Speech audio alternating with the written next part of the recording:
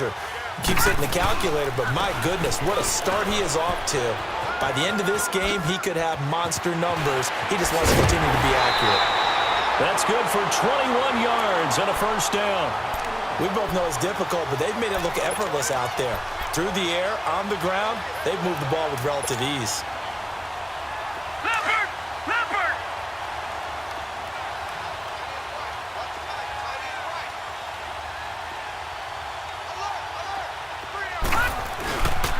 They'll try and run for it on first and goal. And he will maneuver his way down to about the 7.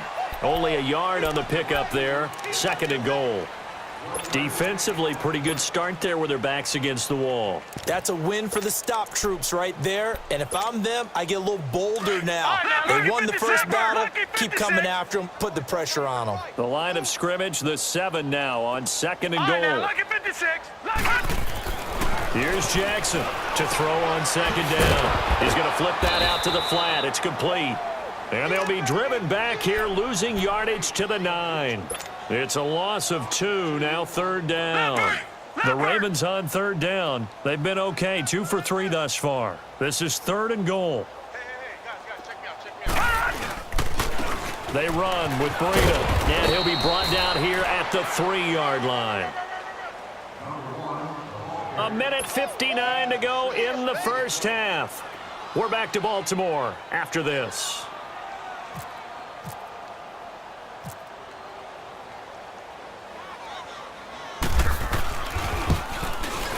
And Tucker's kick right there. It's good. And that will just add 3 more to a lead that's already out of hand. A good drive gets them inside the 5, but they could not punch it in. And credit the defense, too. Make sure that happens, because that was the old bend but don't break approach. Made sure they contained them when they absolutely had to and forced the field goal attempt that went through. Short kick. One of the up middle take it now. And they'll be set.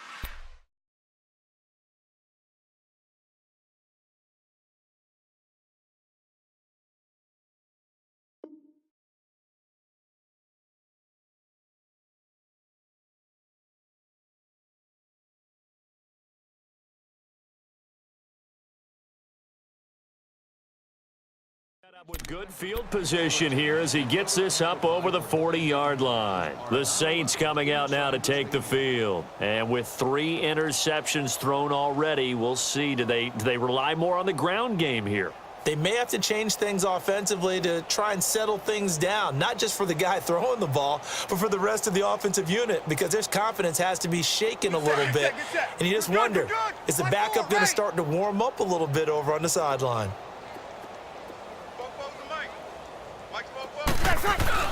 So after the INT, it's Breeze. Oh, he dropped it.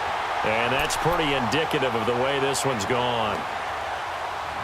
Fair to say, hasn't been his best game throwing the football, but also not getting a lot of help out there either. Yeah, you nailed it pretty well, you know. He's got to throw it better. Got to get more help. Obviously one that should have been caught. They've got to find a way to bring those 2 elements together so they can make some progress in this one. Now a play fake. Breeze. And the pressure gets to Breeze as he's taken down. C.J. Mosley in there to pick up his 2nd sack now of the afternoon.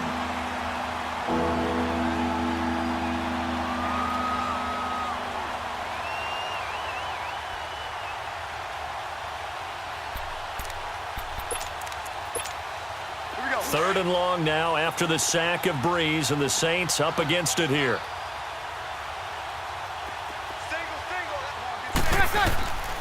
From the gun, it's Breeze. He'll air it out deep for Tyler. He's got a man, complete. And he's going to get this all the way down inside the 35. And that goes as a gain of 37 on third down.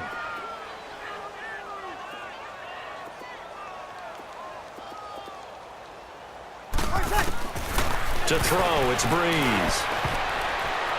His throw incomplete. He was trying to get it that time to Ted Ginn, and that'll bring up second down. Well, one thing that I've liked defensively is that they've shown him a lot of different looks here in the first half. They've come after him. They've sat back. I think that's what you need to do to keep an offense guessing. And they certainly have kept them on their toes. That's why they haven't had much success on the scoreboard.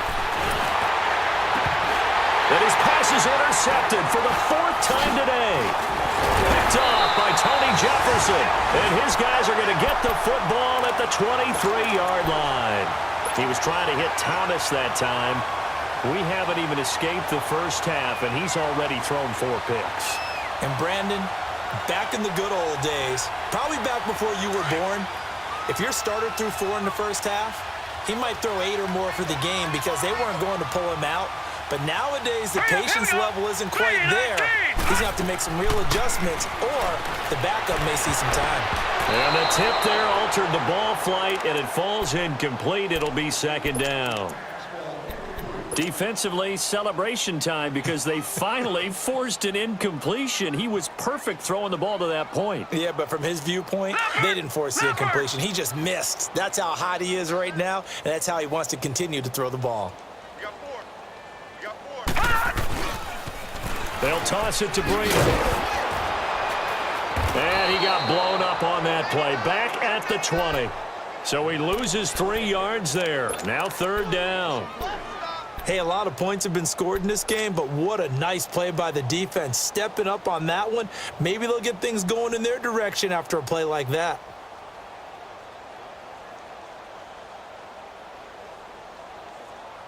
The Ravens on 3rd down. They've hit 2 for 4 thus far. This is going to be 3rd and 13. They run again with Breida. And he'll go down just shy of the 25 at the 24-yard line. And now the Saints are going to take a timeout on defense, as the clock will stop with 20 seconds to go in the first half. So on 4th down, here's Sam Cook to punt it away. Back deep for the Saints is Ted Ginn.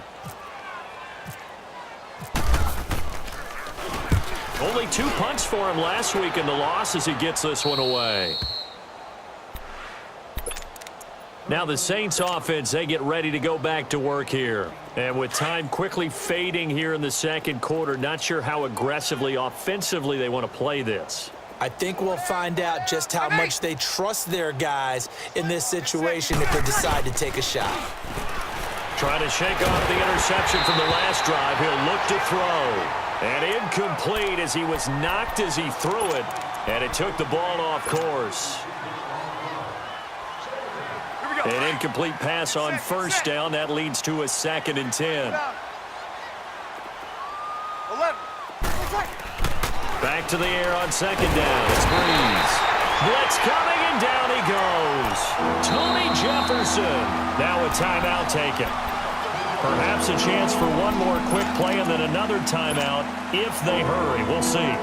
3rd and long now after the sack of Breeze, and the Saints up against it here.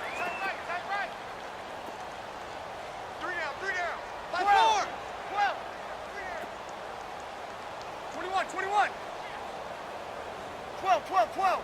Under. The final shot before half for Breeze. Going for the deep, and that's caught inside the 35. And he is taken down deep in Baltimore territory. So we're at halftime here in the Inner Harbor with the hometown Ravens on top. As we'll head down to Orlando, that's where we find our man Jonathan Coachman at our EA Sports Halftime Report. Coach, both teams appear ready for the fight ahead, and we resume action here in quarter number 3. On the return, it's Ted Ginn Jr. A spin. He'll bring it back to just about the 25, call it the 24-yard line. Out come the Saints now. They'll go on offense first here to begin the third quarter. They come out here with a 0 on the scoreboard. What was said in that locker room? That's what I want to know. I would love to have been in there because we often have the feeling that there's a lot of shouting, screaming, people upset. But typically, halftime locker rooms are a lot more clinical than that. And in this case, are they upset that the plays weren't working because of execution? Or did they think they were just bad plays to call? Yeah. We'll find out pretty quickly here if they feel like they had something going, but they just need to do it a little bit better or not. We'll find out.